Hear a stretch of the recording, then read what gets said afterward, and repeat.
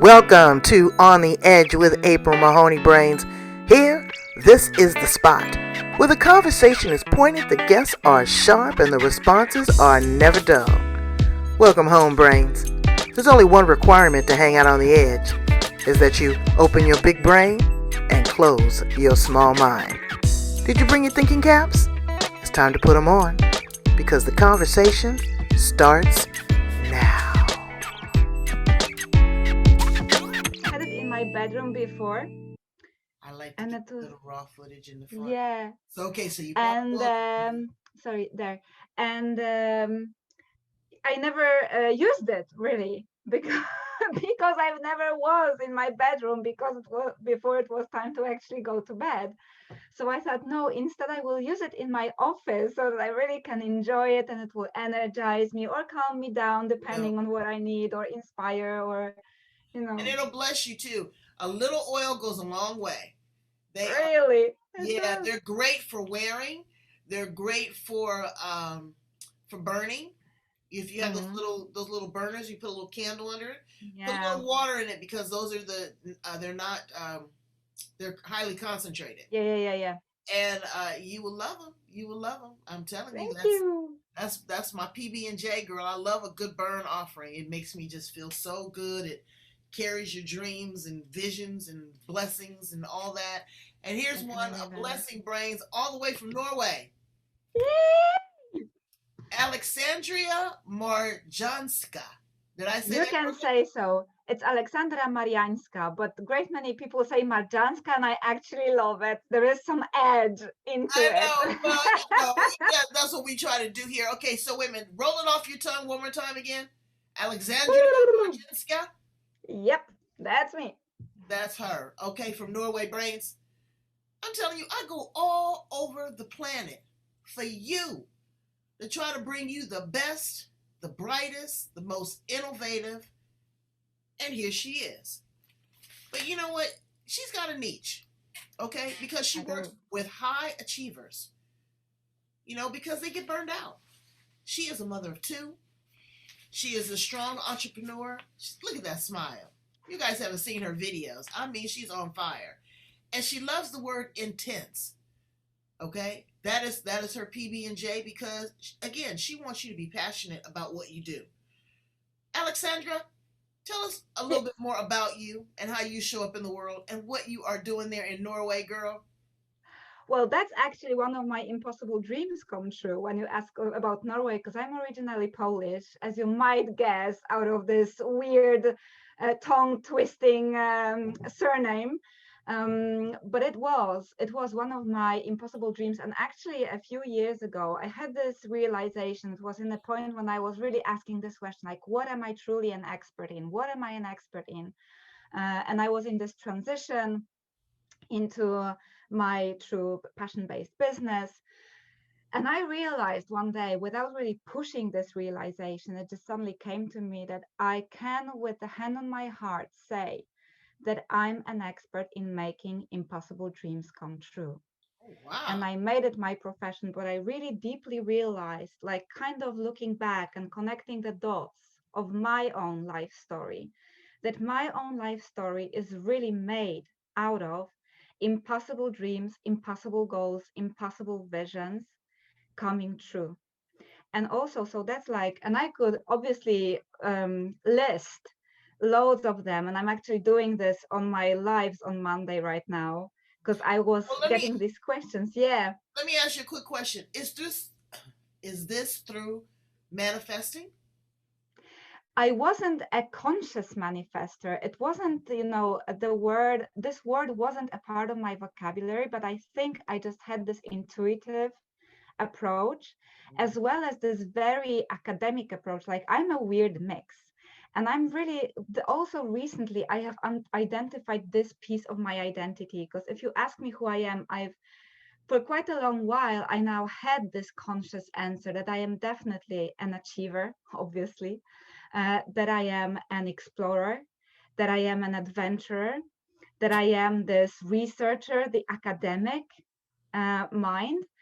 But there was one piece that has always been there, but kind of unnamed, uncaptured, in my own consciousness, and this piece was The Alchemist. Wow. So The Alchemist is kind of, either turning shit into gold Right. or creating something out of nothing. And this principle of impossible goals, I use this phrase obviously to provoke, because really I do not believe in impossible things. The impossible is what inspires me, it's what Mhm. attracts me the most. This is the most exciting challenge for me, and I love the word challenge as well. So if you guys listening are resonating with the word challenge and you are rather like on fire and inspired and provoked to action by this word, and not discouraged, not scared, not thinking like, oh, challenge, it will be a lot of hard work. I know. I like a challenge. If it puts you on fire, you are my audience, you are my people. So Hey, did you hear that? She said that she's looking for inspired people that love a challenge. Is that you? love a challenge, love a challenge. Constantly, Absolutely. constantly. And I say, like, I'm one of these freaks of this world who really want to challenge the impossible and change the status quo. Right. That would probably be one of my mottos and, one of my mission statements, I would say. So Well, I've realized, yeah, Alexandria, people get comfortable in the familiar. mm, They do. not my You know, people. huh? Not my people, though. Well, That's the thing. Most people. not my people either, but they do get comfortable and they have to find themselves. They Yeah. have to want to be adventurous. They have to want that taste to land on their palate because it's work to be innovative, Mm. to be creative, but then to act on those things. Mm. Tell us a little bit about your academics because you are really smart. Thank you. Sometimes too smart, because that's the thing with achievers in great many areas, that we have some incredible strengths, but when we don't know how to manage these superpowers that we have, then they can easily get out of control. And this is what I then call the overplayed strength, that then causes what Dr. Donna Marino calls high achiever syndrome. I would even say hyperachiever syndrome, because it's not really about the level of achievement, it's about our hyperactive, um, overdriven approach to the process of achievement itself. But my academic career or path, if you wish, yes, so I always knew that I wanted to study. Like, I've always been this eager, passionate learner, way beyond, the teacher's expectations. And probably this is also already in primary school is where I noticed the first signs of my tendency to burn out, also out of this, of this Early. fire burning in me. I actually passed out. I actually fainted for the very first time in my life when I was only in like fifth or sixth grade. Wow. And it was not because of any pressure from teachers, never from my parents. My parents saw it very early on. So it indicates that it has been a natural part of my personality type. Mhm. So when I talk about achievers, to me, the achiever is not defined by the level or kind of so-called success that they are having, and all the people are then clapping and saying, oh, I admire you, you have achieved amazing things, extraordinary things. These achievements, these extraordinary things, are more of a natural result of this personality type of this person. Like, they cannot help themselves. They need to go and achieve and create and learn more and explore more and challenge themselves more constantly. So I knew, like, this academic passion has always been there, to the point of burning me out in my even early school days. So I went to university, one of the best ones in Poland, University of Warsaw. And back then, I've been picturing myself as a doing some valuable groundbreaking research. So not kind of sitting in with my nose in the books and just repeating the same clever stuff that others have said, just reflecting on it a little bit more. But I wanted to discover new truths. I wanted to discover new understanding. And in my case, it has always been about people. It has always been about the culture, the communication, the social norms, relationships, co-creations, systems. So I chose social anthropology. And I always wanted to contribute with something new within that field. But I also knew that I didn't want to kind of stick in this quite hermetic academic environment. Mhm. I wanted to find a way to tell about these new discoveries, about this new understanding to as many people as possible out there, so that this message and this research really has a social impact. Absolutely. And then so school of reportage has come into the picture as well at some point, with the best reporters in Poland. I was so lucky, and it was such an adventure to be a part of this journey with them and really develop these skills as well. But also at the same time, I'm a professional coach, and when I was growing up and when it was time to choose studies or choose career, like, we knew about psychology, but we didn't really know about coaching that much, and definitely not about professional coaching. The world still doesn't know much about professional coaching, because coach is this used over everywhere Yeah, word. oversaturated. It's Definitely. And now, now things because it's like, oversaturated, it's diluted. You know, definitely. So it's so diluted. And this is also why it's really hard for professional coaches to explain what they do, because so many people doing consulting, teaching, guiding, motivational speaking, they all call themselves coaches, right, but none of these things that I've mentioned just now is coaching actually. right. So, and people are confused, and no wonder that they Well, are. okay, so let's get your definition of coaching. So I would say that my definition is closest to ICF's definition, so International Coaching Federation.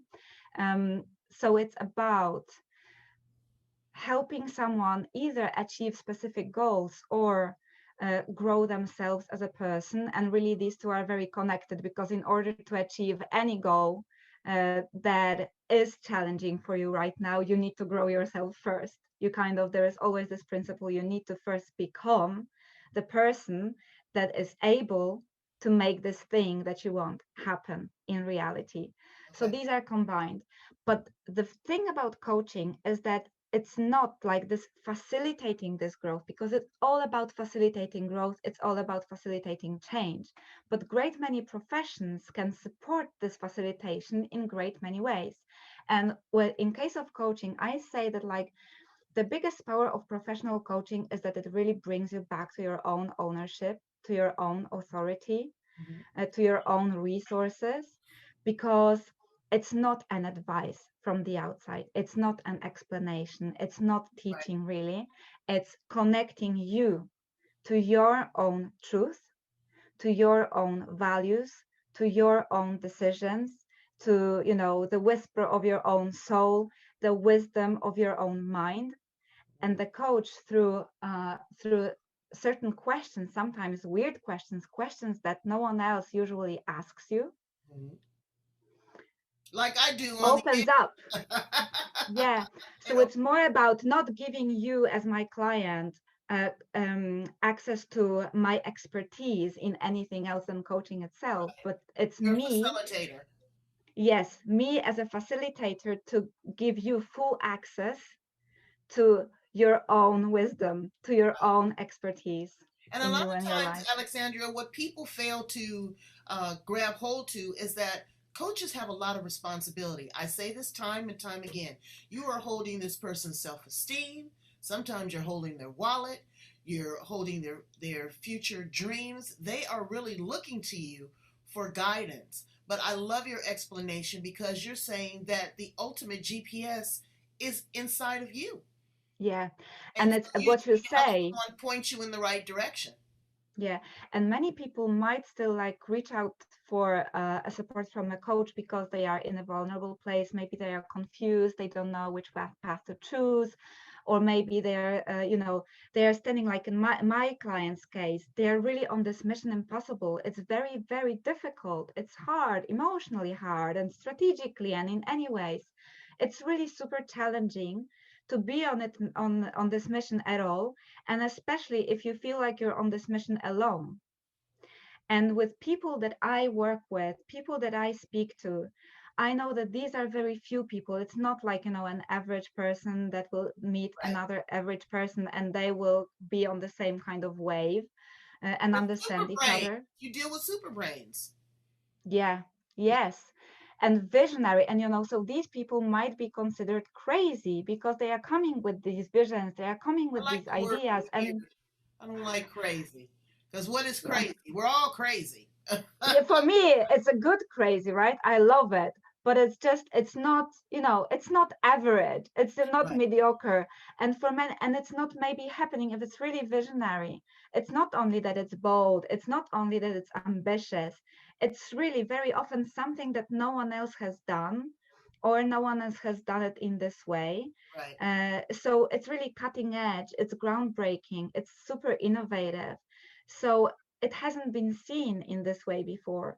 So when you share a dream, a goal, a vision like this, great many people in general in the population would say, well, this is impossible, or at least highly improbable that you will make it happen. And why bother? And oh my gosh, it takes so much effort and so much time, and there is no guarantee of the result. Like, this is a definition of an impossible goal or dream to me. Absolutely. I mean, you look at people like Einstein, you know. Yeah. Okay, so that's a perfect example. You have a philosophy. You say, dream big, but have little goals. Mm. Yes, so this comes to this, again, like these visionary high achievers need to be really careful with the general advice that is given out there. Because I want to explain to you all like the mechanism that is going on. These natural achiever types are not a big percentage of the human population, but great many people, probably everyone, yes, has some dreams, ambitions in life, no matter big or small. Who are we to judge? They are ours. To us, they are important. That's the key. So not every single person is a natural achiever. So we have all this general advice about, get out of your comfort zone, like do something meaningful. Don't just sit and waste your time watching Netflix hours and hours and hours. Use it to something productive, something constructive to make your dreams come true. But the thing with achievers is that all this advice is actually based on modeling the achievers, observing, like taking the most successful people, the most innovative, the people that have taken the world forward, and looking at, okay, so what are they doing, what are their daily habits, what are Right, their mindset, and let's tell the others how achievers achieve right, right. Let's so that we mimic. can learn. Yeah, And let's mimic this prototype, But again, that's not helping you evolve into who, as the individual, you are. no, and then what happens is that this achiever also wants to achieve even more, Mhm. because high achievers very often don't consider themselves flying so high, because the earth is here. They might be already flying so high up, but they cannot see how high they are flying, because where they are aiming is up there. Right. So they still feel, no, but you haven't seen much from me yet. Like, this is just the beginning Hmm. where I am. I'm actually going there. So they're also interested in all this stuff. What can I do to achieve even more, even faster? Mm. And very often there is this time pressure. When I invite people to my club, Goal Achievers Club, I have these screening questions. And one of the questions is like, tell me which struggle you are experiencing the most currently or in general, that you have this tendency. And in the last 2 weeks, the one dominating is, I'm frustrated because I'm not progressing as fast as I would like. Mm. And yet, I know that these people are doing such an incredible amount of things. They are so productive, so active every single day, every single week. So, when these people also feed themselves with the same advice as all the others, it means do even more of what you are already doing. But the thing is, with this advanced approach and advanced reflection about goal achievement, is that you don't need to do more of that. You actually, if you try to do even more of what you're already naturally doing so well, you take an overdose Mm. of your own pill. And this is what brings you from this achiever that is excited about this challenge to the achiever that is exhausted by the amount of challenge, by the amount of overwhelm, but the amount of stress, the amount and the speed of things they want to achieve in a very short space of time because they feel this time pressure and they want so much and life is so short. They don't they don't need this kind of advice. They need the advice that will help them find a healthier and happier way to achieve what they want to achieve, because otherwise they are not ending up reaching their goals. They're ending up burnt out and collapsing and being, stopped on this journey. So the result Oh, is very yeah. different. Okay, well, that's good. I'm going to take some of that advice because I am an overachiever. That's the same thing to speak to a perfectionist. You know, Mm, it's quite the opposite. People say, oh, I'm a perfectionist. Well, you know what? Sometimes that can be perceived as insecure because you definitely. never find that perfection. There's Mm, always going to be something that needs to be tweaked, edited, filtered. It's not good enough. I could have did this better. Did you see this lighting? Did you see that dress? I didn't make enough money. Yada yada. Okay, so you're still having that conversation. So for people to just be able to level off, I love that, and to be able to again do some self-reflection, like during COVID. You it was a perfect pause. You know, yeah. we have nothing but time to sit and reflect, to journal, to see where we are, to track, measure, and monitor our success, and reassess your goals. It's like I see people do vision boards all the time. They Hmm. never put obstacles. That vision is always the straight trajectory, straight to the moon. Well, sometimes you have to stop in between and adjust, and things are not always going to go as planned. And you can't beat yourself up because that is the learning process. When you Yeah. have to stop and you have to make adjustments and you have to have a great coach, you know? Mm, Well, let's change the subject because you are yeah, smart in other ways. You are a mother of two. Now, you're the I super am. high achiever, you're a coach of high achievers. You love the word challenge, you love the Mm. word, impact and influence. You really want to be a force, but you got two little brains there Oh, yeah. that are And they are counting vital on you. brains, Now, I must say. first, two things. Firstly, brains. She did home birth, so we want to talk to her a little bit about that. Impossible dream, another one. Impossible dream. Because and, And and what I are you can pouring tell in? you, yeah. And I want to know what you're pouring into these little brains because, again, this is genetics. You know, your thought process, your mind, all of that has filtered into these little people. So first, let's start with the home birth. Girl, no, why did you do that? I wanted that anesthesia. I want the nurse. I want the Really, doctor. I yeah, want and the I'm stethoscope for the absolutely, bed. I want all that. you see, and again, as a coach and also as a human being with this belief very strongly incorporated into my entire value system, I do believe that you should have the home birth that you dream of, that you feel comfortable with, that you are looking forward to, that would be the best experience for you as you can envision it. And for me, like I in general like natural stuff. I also yeah, I for some reason, just when I was reading and preparing myself for the first birth, I got this great book from my friend about hypnobirthing, and it doesn't mean that I was doing the hypnobirthing, but I've been doing coaching. Actually, in August, I will be celebrating 10 years of professional coaching, and I've done so many different coaching schools, searching for the one that would really give me what I wanted. And as we discussed in this industry, it's not that easy because the word is diluted. But through this process, I was also at this point when I was pregnant for the first time, I was very familiar with, guided meditations, visualizations, different kinds of mental training. So it was easy for me to tune in into that. And then I wanted to have this best experience, like supernatural flow, just as I want with goal achievement. So I was reading this book, really talking about how birth is a very natural process, how the woman's body is created and designed to do this job. Like all these women were giving birth to all these kids, and in some areas of the world, they still do, like somewhere into the wild, and Right. it The still West usually Virginia, goes well. No And I was, anesthesia, no midwife, no Demerol. yeah. So everything was fortunately going well with the pregnancy. So there was, no contradiction to it. But yet, like it was impossible, even in this understanding that no one even gave me this alternative throughout the entire pregnancy. I was Mm, never asked, by my GP or midwife, like, would you like to give birth at the hospital or would you like to have a right, home birth?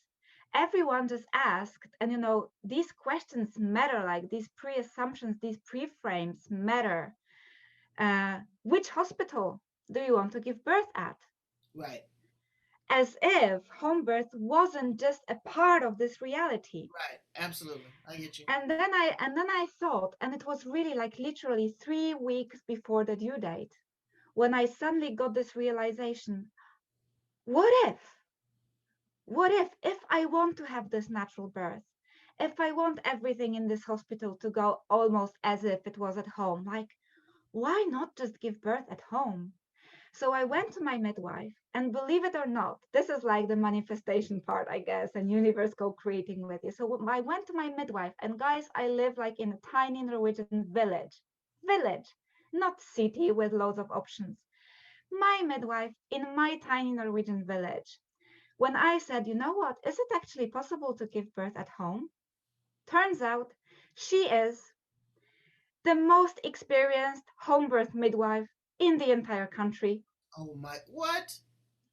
And I'm like, and you didn't tell me?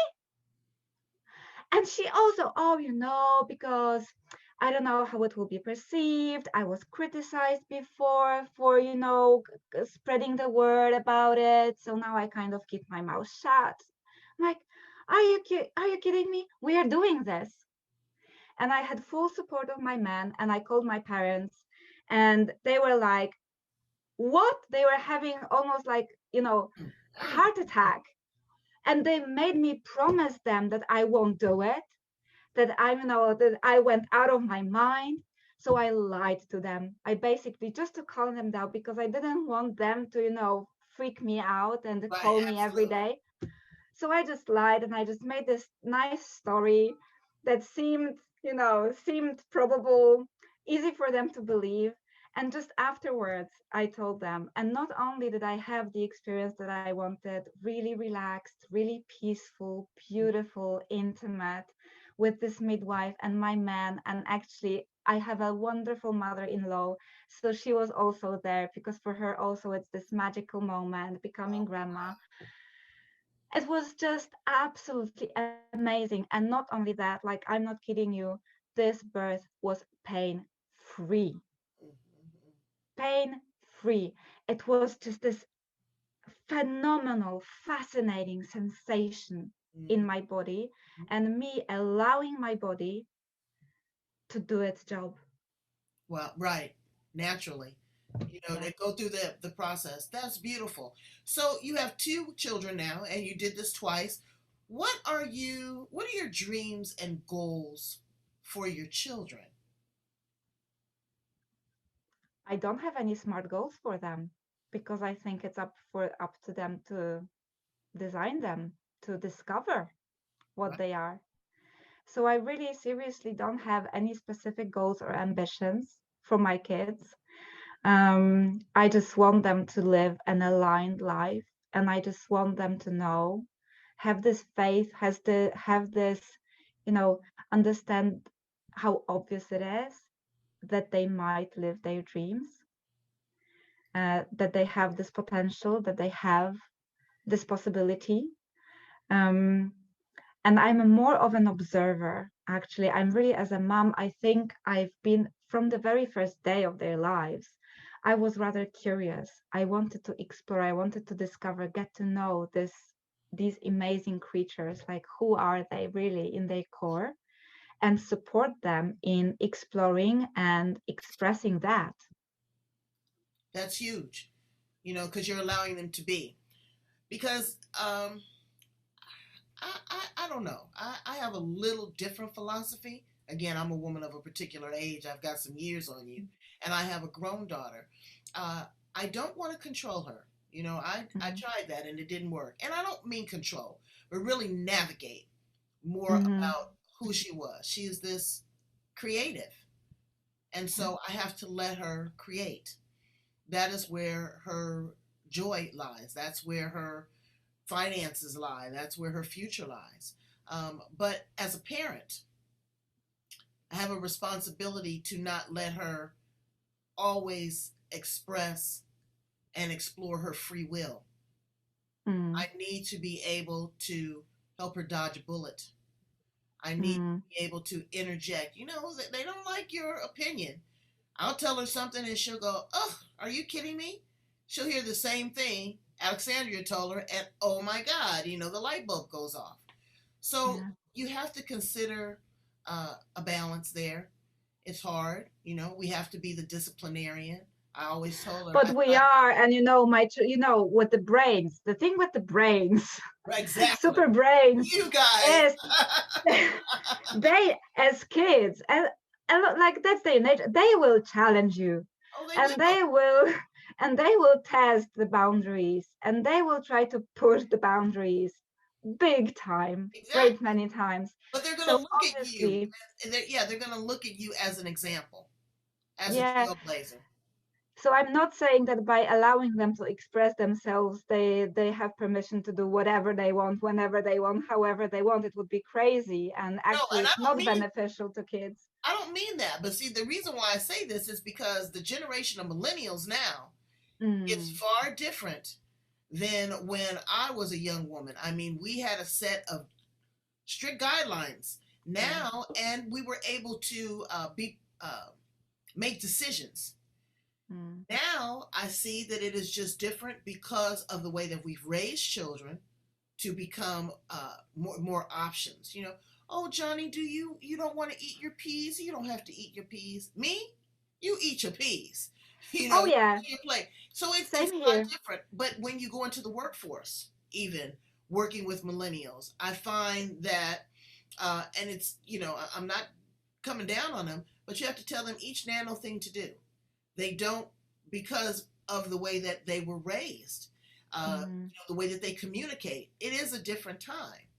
So it's not about it's not disciplining your child. It is, but it's just rearing and adjusting to the sign of the times because it's very different.